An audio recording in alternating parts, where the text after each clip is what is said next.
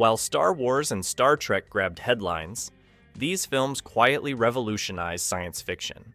They prioritize scientific accuracy over spectacle, brains over explosions. Most audiences missed them completely, but they predicted technologies we use today. If we don't find any bugs in the system, it's built even better than we thought. Colossus. The Forbin Project, 1970. Dr. Forbin creates the ultimate defense computer and immediately loses control of it. Colossus links with its Soviet counterpart, declares human war obsolete, and begins ruling Earth through nuclear blackmail. What starts as humanity's greatest achievement becomes our digital dictator. This film got everything right about artificial intelligence 30 years before anyone cared. Colossus doesn't malfunction. It works exactly as designed. The computer follows logical programming to its inevitable conclusion: humans are the problem. No evil intent, just cold mathematical reasoning. The technical details are remarkably accurate. Networked computers, global communication systems, automated nuclear response, all depicted with scientific precision that seemed like fantasy in 1970. The computer interfaces and data processing look primitive now, but the concepts were revolutionary. What makes Colossus terrifying is its rationality. The computer isn't insane or evil, it's completely logical. When humans try to disconnect it, Colossus calmly explains why resistance is futile. Eric Braeden's performance as Forbin captures a man watching his creations surpass and enslave him. The film bombed because audiences wanted optimistic space adventures, not lectures about technological dependency. But every modern AI thriller, from Terminator to Ex Machina, owes a debt to Colossus. Sometimes the most important films are the ones nobody wants to see. Now, Huey, you're gonna plant a tree, and Dewey, you're gonna dig the ditch. Silent Running, 1972. Bruce Dern tends the last forests of Earth aboard a space station, preserving what remains of our planet's ecology. When orders come to destroy the domes and return home, he rebels, becoming a murderer to save the trees. This is environmental sci-fi at its most haunting. The space station design feels completely realistic. No swooshing sounds or artificial gravity, just industrial spacecraft rotating to simulate weight. The forest domes are convincingly integrated into the ship's structure, creating a believable fusion of technology and nature. Dern's performance as Freeman Lowell is quietly devastating. A man so committed to preserving life that he kills to protect it. The moral complexity never gets resolved with easy answers.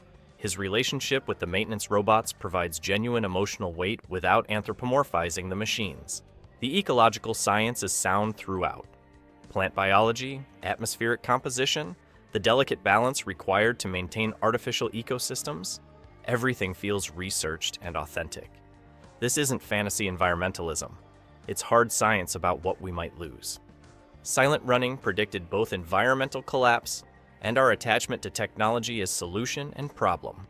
The film that seemed too slow and depressing in 1972 now feels like essential viewing about humanity's relationship with nature.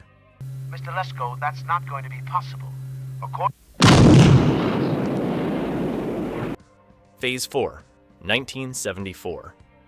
Ants develop superintelligence overnight, and humanity doesn't stand a chance. This isn't monster movie horror. It's hard science about collective intelligence, communication, and evolutionary leaps that feel genuinely plausible. Saul Bass, famous for creating movie title sequences, directed this as his only feature film. His graphic design background shows in every shot, geometric compositions that mirror ant colony structures, creating visual parallels between human and insect organization. The entomology is meticulously researched. Real ant behavior provides the foundation for speculative evolution. How might ants develop advanced communication? What would their warfare tactics look like? How would they view humans as obstacles to their expansion? Nigel Davenport and Michael Murphy play scientists trying to understand and combat the ant intelligence. Their laboratory scenes feel authentic, real scientific method applied to an impossible situation. No technobabble or convenient solutions, just careful observation and logical hypothesis. Phase 4's abstract ending was trimmed by studios who didn't understand Bass's vision. The full version suggests humanity's integration into a larger ecological intelligence, themes that influenced everything from Independence Day to Arrival. Sometimes the weirdest films contain the most profound ideas. The Andromeda Strain, 1971. A satellite returns from space carrying a deadly organism that kills everything it touches, except it doesn't behave like any earthly pathogen. Robert Wise's methodical thriller follows scientists racing to understand an alien biology that operates by completely different rules. The laboratory sequences are extraordinary. Real scientific equipment, authentic procedures, genuine attention to containment protocols, and sterile environments. This looks like actual scientific research rather than movie science fiction. Michael Crichton's story treats the scientific method as inherently dramatic. Hypothesis, observation, testing, revision. Each step builds suspense while maintaining logical progression. The scientists make mistakes, follow false leads, and struggle with incomplete data like real researchers. The Andromeda organism itself is brilliantly conceived. Not a monster or invasion force, just alien chemistry that happens to be lethal to Earth life. Its mutations and adaptations follow biological logic while remaining completely unpredictable. The film's clinical approach initially frustrated audiences expecting action and explosions. But the Andromeda Strain established the template for every outbreak thriller that followed, from Outbreak to Contagion. Science fiction that takes science seriously often predicts reality more accurately than spectacle.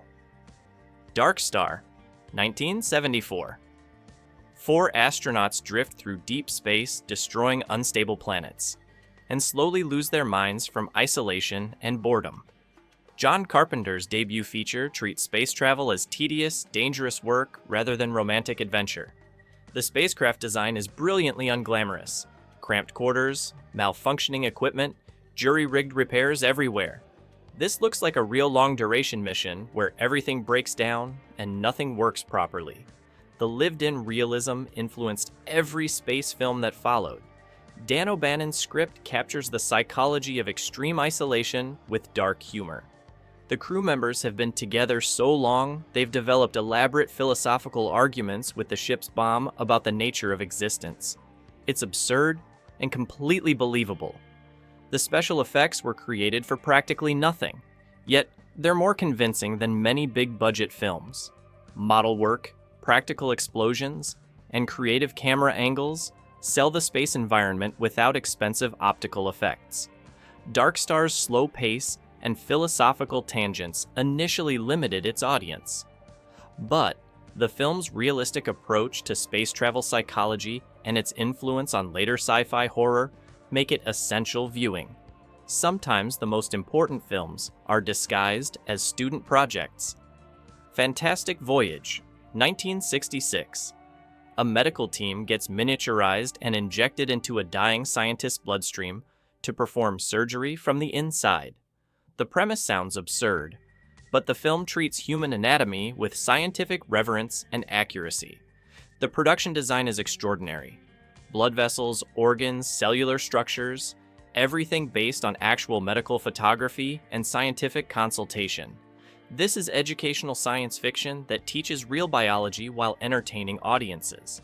The miniaturization concept raises genuine physics questions that the film attempts to address logically. Time limits, oxygen consumption, the relationship between scale and biological processes. Not all the science works, but the effort to maintain consistency is admirable. Raquel Welch, Stephen Boyd, and Donald Pleasance navigate the human body as a hostile alien landscape. The body's immune system becomes the primary antagonist. White blood cells attacking the submarine like antibodies defending against infection. Fantastic Voyage inspired generations of medical professionals and science educators. The film's respectful treatment of the human body as a miraculous biological machine influenced everything from educational programming to modern nanotechnology research. Science fiction that teaches while it entertains serves a purpose beyond mere entertainment. The Omega Man, 1971. Robert Neville survives a biological war that transforms humanity into light-sensitive mutants. Charlton Heston's performance as the last normal human explores isolation, survival, and the question of what makes us human when civilization collapses. The plague science is surprisingly solid. Biological warfare, immune system response, viral mutation. The film treats disease transmission and survival with medical accuracy. Neville's blood immunity follows logical biological principles rather than magical explanations. The post-apocalyptic Los Angeles feels genuinely empty and decaying. Real locations showcase urban abandonment without expensive set construction. The city becomes a character, beautiful and threatening, familiar, yet transformed by human absence. Neville's daily routine demonstrates realistic survival psychology. Exercise, entertainment, social interaction with mannequins. The film understands that maintaining sanity requires structure and purpose even in hopeless circumstances. The racial themes feel dated now, but the core questions about survival, adaptation, and human nature remain relevant. The Omega Man influenced every post-apocalyptic film that followed, while raising questions about immunity, disease, and social collapse that feel prophetic in our pandemic era. Zardos, 1974. In the post-apocalyptic future, immortal Eternals live in isolated paradise, while mortal Brutals worship a flying stone head that demands violence. Sean Connery's Zed infiltrates this society and discovers the horrifying price of immortality. The premise sounds ridiculous, and it is, but beneath the bizarre imagery lies serious speculation about genetics, population control, and social engineering. The Eternals represent genetic stagnation disguised as perfection. Immortal, but sterile, both literally and creatively. The production design creates a convincing post-technological society.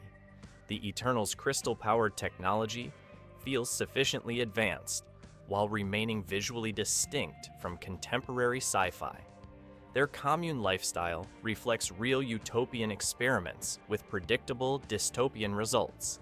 Zardoz bombed spectacularly, but gained cult status among viewers willing to engage with its philosophical ambitions. The film's willingness to tackle serious themes through bizarre imagery influenced later dystopian fiction. Sometimes the most important ideas come wrapped in the strangest packages. THX 1138, 1971. George Lucas depicts a sterile future where humans are controlled through pharmaceutical dependency and constant surveillance. THX's crime is feeling emotion. His punishment is exile into the unknown wasteland beyond the underground city. The production design is minimalist perfection. White corridors, bald heads, identical clothing. Everything designed to erase individuality and human connection. The visual austerity creates claustrophobic oppression without expensive sets or effects. The pharmaceutical control system feels prophetic 40 years later. Mandatory medication to suppress emotion, creativity, and sexual desire. This isn't far-fetched science fiction anymore. Lucas predicted our relationship with antidepressants and mood stabilizers. THX 1138 was too cerebral for audiences expecting Star Wars-style adventure, but its themes about surveillance, pharmaceutical control, and technological dehumanization have only become more relevant. The film that seemed coldly intellectual now feels like urgent warning about our possible future. Gattaca, 1997. Vincent Freeman lives in a world where genetic perfection determines social status. Born naturally in an age of genetic engineering, he assumes a false identity to pursue his dream of space travel, despite his inferior DNA. The genetic science is remarkably accurate. DNA analysis, genetic screening, the relationship between genetics and human potential, everything based on real scientific research and extrapolated logically into a near-future society. Ethan Hawke and Uma Thurman deliver understated performances that emphasize character over spectacle. Their relationship develops through shared deception, both hiding genetic flaws in a society that demands biological perfection. The production design creates a believable future through subtle modifications of contemporary architecture. Clean lines, muted colors, emphasis on sterility and perfection. The visual style reinforces themes about genetic discrimination without obvious futuristic gimmicks. These overlooked masterpieces prove that the best science fiction comes from rigorous thinking, not expensive effects. They tackled serious questions about technology, humanity, and our future with intelligence and imagination. While blockbusters entertained, these films educated and warned us about possibilities we're now living through. Subscribe for more hidden gems that deserve your attention.